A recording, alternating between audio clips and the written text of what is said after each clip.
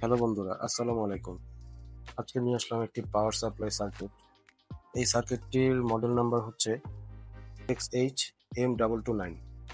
এটি একটি power supply circuit, তবে এটির নিজস্ব কোনো পাওয়ার নেই। এটি চালানোর জন্য ATX পাওয়ার সাপ্লাই, এই ধরনের পাওয়ার সাপ্লাই প্রয়োজন হয়।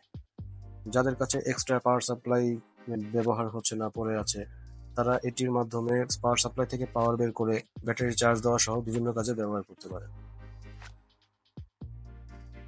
এই পাওয়ার সাপ্লাইতে একটি অফ অন সুইচ রয়েছে, যেটির মাধ্যমে পাওয়ার সাপ্লাইটিকে অফ এবং অন করা যায়।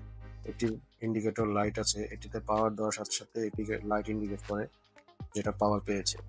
এটি টোটাল 1 2 3 4 5 6 7 8টা নব দেওয়া আছে, যার মধ্যে 4টা নেগেটিভ এবং 4টা পজিটিভ। এটিতে -12 ভোল্ট বলতে 24 ভোল্ট বোঝানো হয়েছে।